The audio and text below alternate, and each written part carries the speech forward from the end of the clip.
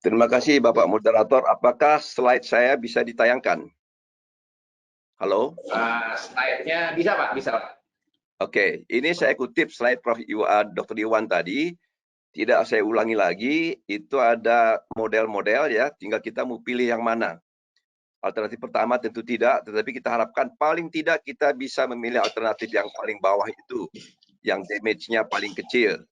Slide berikutnya, slide berikut, tolong yang mengemuka. Oke, sama saja ya. Slide berikut saya kutip dari Dr. Iwan tadi. Slide berikut. Slide berikut. Tolong yang mengoperasikan lebih cepat ya, waktunya sempit. Oke, lewatkan saja. Ini dari Dr. Iwan juga. Lewatkan. Baik. Nah, tadi sudah ada proyeksi model oleh Dr. Iwan. Tinggal kita pilihannya apa. Tapi saya mundur dulu sedikit. Apa prinsip pokok di dalam mengatasi wabah infeksi seperti COVID ini? Prinsip utama adalah putuskan mata rantai infeksi. Itu prinsip umum. Nah, prinsip kedua khas untuk COVID ini adalah speed, cepat, no procrastination, tidak ada penundaan. Ini hendaknya menjadi semangat kerja kita semua. Saya ulangi, speed. Ini bukan wabah malaria, bukan wabah morbid, tapi ini adalah yang tadi RO-nya oleh Dr. Iwan disampaikan 2-4 kali kalau dalam 4 hari. Oke. Nah, saya mengutip 2 kalimat di bawah, barangkali perlu untuk mengambil keputusan ya. Statement dari Amartya Sen, Nobel Laureate Ekonomi. Dia mengatakan begini, people are the real wealth of a nation. Penduduklah kekayaan sejati sebuah bangsa. Bukan gas, bukan emas, bukan laut, dan sebagainya. Ini penting saya tekankan, karena apapun tindakan kita menghadapi dilema, menyelamatkan ekonomi, apa menyelamatkan people. Ingat apa yang dikatakan oleh Amartya Sen, people are the real wealth of a nation. Saya kutip lagi pernyataan dari Gary Becker, human capital adalah yang utama dalam pembangunan ekonomi. Oke, dalam semangat itu, barangkali bagi saya priority adalah menyelamatkan nyawa manusia. Itu prinsip dulu, ya. Yang kedua tidak ada di slide tentang konteks. Proyeksi ini disampaikan Dr. Iwan tadi adalah skala nasional. Saya ingin menyampaikan Pulau Jawa. Pulau Jawa ini dihuni oleh 141 juta orang. Cirinya khas. Sehingga sebetulnya ini big cities. Ya, sehingga kita tidak bisa lagi melihat wilayah administratif, tetapi wilayah epidemiologi. Ini juga ada kebijakan DKI. Ini sebetulnya DKI itu ya, Greater Jakarta bukan hanya DKI, tetapi juga Jabodetabek. Nah, mestinya kita dalam skala wilayah epidemiologi. Ciri kedua adalah mobilitas penduduk yang tinggi dan sebagian besar bekerja di sektor non-formal. Sehingga sebetulnya kalau kita buat proyeksi, Dr. Iwan, Jawa saja skenario-nya berbeda. Skenario rapid infeksinya akan meningkat. Sehingga treatment di sini harus lebih khas. Oke, yang berikut adalah langkah prinsip kita tahu, tadi disebut-sebut juga adalah prevent, detect, respond. Saya kira dalam hal prevent, ini sudah banyak kita ketahui, banyak kita lakukan, baik pada level individu, cuci tangan dan sebagainya, level keluarga, isolasi di rumah, komunitas terbatas di RT RW, kemudian komunitas regional, desa, kecamatan, kabupaten sampai nasional. Ya, Bapak Presiden kemarin mencanangkan PSBB, pembatasan sosial berskala besar. Oke, itu prevent. Ya, sudah banyak kita lakukan. Nah, saya agak concern soal detect. Prinsip dalam epidemiologi adalah quick surveillance. Ya, prinsip epidemiologi adalah orang, tempat, waktu. Maka kita menemukan di mana orang itu, siapa dia, kemudian kapan terjadi. Ya, ini yang kita agak terlambat melakukan, ya tidak sesuai dengan prinsip speed tadi. Oleh karena itu pilihan kita, apa kita mau passive case finding, deteksi, atau deteksi terbatas, yang hanya pada kelompok high risk, atau massal, seperti yang sekarang kita putuskan akan ada deteksi massal. Tetapi sekali lagi, apakah kita cukup memenuhi prinsip speed tadi? Nah, khusus mengenai detect, saya nanti akan menguraikan siapa frontliner untuk deteksi ini. Menurut saya kita punya 10.000 puskesmas. Itulah frontliner kita, kemudian ada Dinkes, ada RSUD. Tetapi sekali lagi frontliner kita adalah puskesmas. Ya. Nah, bagaimana kita melakukan deteksi? Apakah cukup dengan riwayat kontak, gejala klinis, atau RDT atau PCR? Saya kira untuk mass deteksi kita perlu RDT. banyak debate di sini katanya RDT itu sensitivitinya hanya 40-60%. Secara epidemiologis dalam mengatasi outbreak itu sudah cukup besar. Karena kita ingin menemukan kasus yang positif, lakukan sesuatu terhadap kasus positif ini. Nah, yang false negatif, ya kita katakan kepada yang bersangkutan, Bapak, Ibu, alhamdulillah negatif sekarang, tetapi ini belum tentu Bapak, Ibu tidak sakit. Tujuan kita adalah menemukan yang kasus real positif. Karena ini sangat penting kita intervensi untuk memutus mata rantai infeksi tadi. Nah, setelah detect, masuk ke respons, ya. Pertama adalah kita katakan yang belum bergejala tapi positif, ya, karantina mandiri, home isolation. Saya agak khawatir ini Dr. Iwan, tadi kan diberikan data dari Susnas, rata-rata luas lantai rumah kita kecil. Di Jawa mungkin lebih kecil lagi. Saya di belakang-belakang rumah saya, dari saya kemarin ke Majalengka, Garut itu rumah 2 kamar dihuni 8-12 orang. Jadi saya agak ragu tentang home isolation kalau terjadi di desa-desa. Apa alternatifnya? Bisa. Kemarin saya sampaikan juga dalam webinar yang sama, ya kita bisa pergunakan sekolah yang kosong, dikonversi menjadi home isolation di instansi, di fasilitas darurat begitu. Nah, dari mana uangnya mengkonversi sekolah menjadi tempat isolasi? Ada dana desa.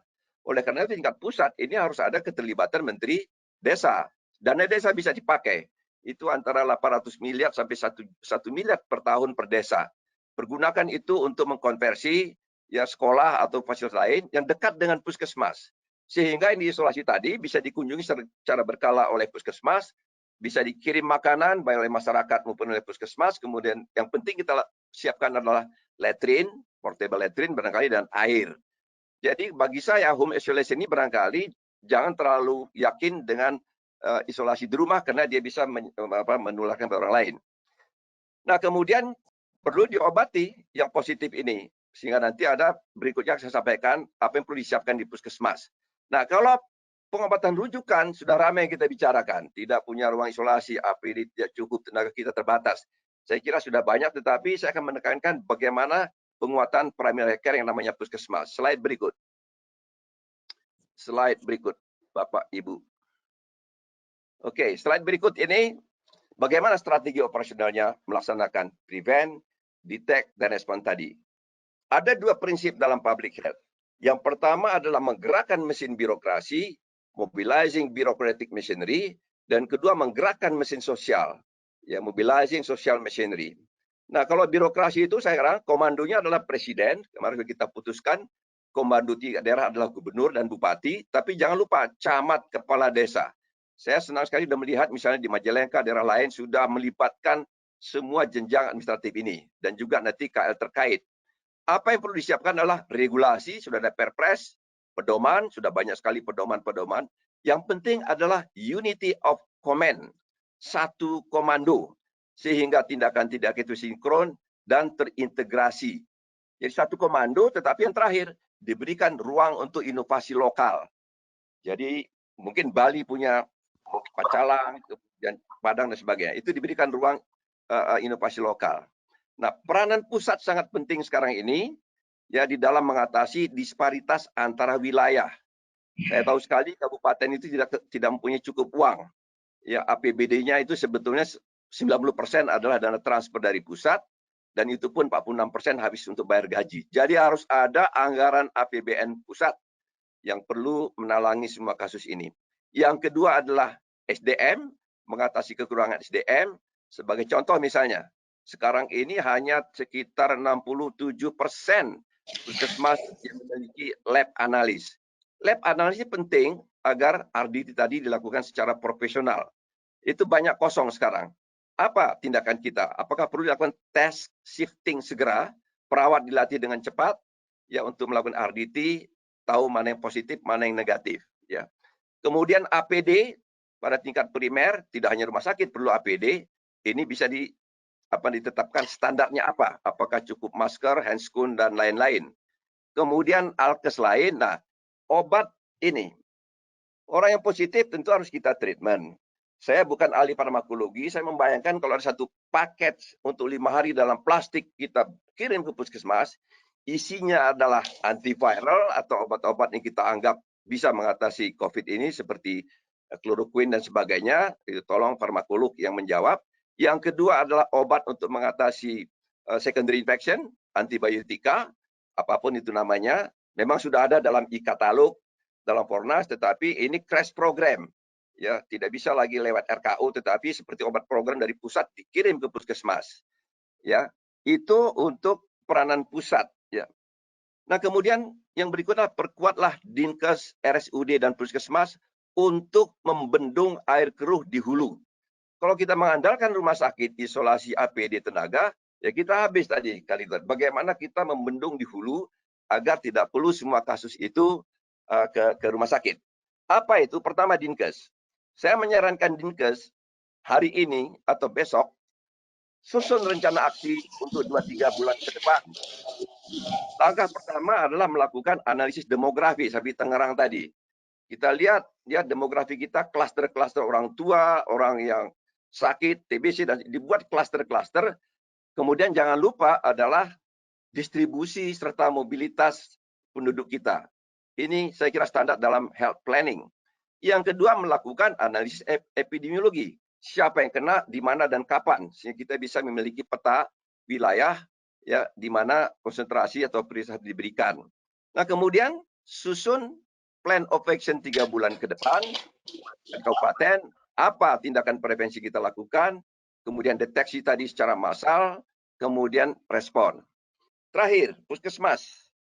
Saya masih berpendapat bahwa puskesmas ini adalah frontliner untuk melakukan screening massal tadi lewat RDT. Kita udah bilang, kita akan rapid test. Siapa eksekutornya? Saya kira puskesmas. Tapi ada masalah di puskesmas, tadi saya katakan, banyak puskesmas ini, sekitar lebih dari 40%, tidak memiliki tenaga lab analis. Kita tidak bisa menunggu penempatan analis, tidak bisa menunggu melatih analis baru, tapi barangkali kita bisa melakukan tes shifting, perawat yang dilatih secara cepat untuk mampu melakukan RDT ini. Sehingga puskesmas itu punya peta di mana yang positif dan apa yang perlu dilakukan kepada yang positif ini, laporan ke Dinkes. Demikian. Kemudian penanganan kasus kontak. Nah, ini kan memerlukan contact tracing. Ya, siapa yang melakukan? Saya kira puskesmas tidak akan sanggup. Nah, saya menyarankan puskesmas cepat-cepat dengan kepala desa melakukan contact tracing karena desa mengetahui warganya by name, by address. Ya, contact tracing kemudian juga mendorong mereka untuk melakukan isolasi. Nah, kembali isolasi, pilihan kita apakah isolasi di rumah atau isolasi di suatu instansi. Ya, kalau Jakarta ada namanya Wisma Atlet, ada asrama haji dan sebagainya. Di daerah tidak ada. Oleh karena itu saya sarankan tadi, gedung-gedung yang kosong, misalnya rumah sekolah, itu cepat dikonversi dan saya sarankan juga nanti Kemenkes menetapkan standarnya itu kalau disusun. Mungkin tempat tidur, kasur, kemudian ruangan, jarak pasien. Yang penting juga adalah letrin dan air. Sehingga mereka terkumpul, puskesmas gampang memonitor mereka. Dan gampang juga memberikan package obat yang saya katakan tadi secara reguler, dites lagi, kalau sudah positif dia bisa kembali, tapi kalau masih terus ya di sana. Tentu saja sekolah ini tidak bisa kita bangun demikian kalau hanya 1-2. Tapi untuk Jawa nanti bisa meledak, katakanlah satu puskesmas ada 30-40 orang. Itu sudah cukup secara ekonomi soft skill untuk membangun fasilitas isolasi misalnya sekolah tadi. Yang terakhir adalah ketersediaan paket obat ya untuk 5 hari. Saya bukan ahli farmakologi, apakah sudah ada antiviral ini? Ya, masukkan dalam satu paket, kemudian jangan lupa range of antibiotik mana yang dipilih terserah dokter puskesmas, tapi mungkin kita buat listnya di situ, dan roboransia. Saya lupa mencantumkan situ APD untuk puskesmas. Nah, saya beranggapan bahwa untuk ini harus sentralistis. Crash program, Yanpar mempersiapkan gerakan perusahaan farmasi, kemudian distribusikan ke Dinkes, Dinkes mendistribusikan ke puskesmas sesuai dengan langkah pertama Dinkes, yaitu menyusun rencana 3 bulan ke depan. Saya kira itulah yang perlu kita lakukan untuk mempercepat sehingga prinsip memutus rantai isolasi, prinsip tadi speed kita terapkan. Ya. Kemudian khusus mengenai upaya pemerintah daerah bahwa isolasi ini membawa dampak ekonomi, saya mengulangi lagi apa yang dikatakan oleh Amartya Sen. People are the real wealth of nation. Terima kasih. Terima kasih Prof. Askobat dengan jelas bahwa kita harus melakukan rencana aksi yang terkini. Artinya setiap kabupaten kota pastikan secara epidemiologi kecamatan, kabupaten mana yang harus dilakukan. Kemudian lakukan deteksi dini dan tugaskan semua pelibatan puskesmas dan desa secara masif. Secara klinis, saya kebetulan dokter anak, tetapkan saja kalau batuk, pilek, panas, dan sesak itu gejala-gejala yang berkaitan dengan corona. Kalau ada batuk pilek panas, di puskesmas harus dikedepankan yang namanya triase di UGD, kemudian gunakan prinsip-prinsip dari Permenkes 27 tahun 2017 tentang pencegahan penanggulangan infeksi. Dimulai dengan 13 langkah. Langkah pertama, bentuk timnya. Yang kedua, lakukan manajemen resiko di mana saja resiko infeksi terjadi. Yang ketiga, lakukan gerakan cuci tangan di seluruh desa. Yang keempat, lakukan kewaspadaan standar. Para petugas lakukan dengan cuci tangan, gunakan APD, alat-alatnya kesehatan harus steril, linennya harus bersih. Cara melaksanakannya harus aseptik dan antiseptik, dan sisa-sisanya harus dibuang dengan limbah yang baik. B3-kan mereka itu semua. Tadi sudah dijelaskan oleh Pak Askobat. Dan yang terakhir adalah kita berhadapan dengan kewaspadaan outbreak. Lakukan apa saja yang sudah ada di informasi-informasi ini, yaitu to prevent, to detect, and to respond. Nah, di situ letaknya Pak Askobat tadi sudah menyampaikan, hendaknya cari fasilitas gedung, sekolah, tidak usah membangun baru, lakukan di sana yang bergejala positif, lakukan isolasi. Karena kenapa? Karena isolasi rumah sebagian besar, mungkin 50-60%, tidak layak karena rumahnya sangat kecil, RSS. Ini yang dilakukan oleh, sekali lagi mohon maaf, Ibu Airin di Tangerang Selatan dan Bapak Bupati Tangerang melakukan itu, di mana ketika siap positif langsung dimasukkan ke dalam sebuah tempat, yaitu tempat yang namanya karantina transit istilahnya. Di situ mudah-mudahan akan dilakukan di sekolah-sekolah atau di satu tempat. Tapi yang berat-berat, yang bergejala, isolasi di rumah sakit, dan mohon kiranya rumah sakit mau menerima dan sejumlah ruang isolasi. Dan yang berat tadi sudah disampaikan, kira-kira memerlukan ventilator, kita harus gunakan ICU. Itu mungkin kesimpulan yang dilakukan. Tapi lakukanlah dengan emergensi, bahwa hari ini kita harus berbuat yang lebih baik. Kalau tidak, 8,8 juta rakyat Indonesia terkena dan kematiannya sekitar 12.000 orang. Demikian, terima kasih.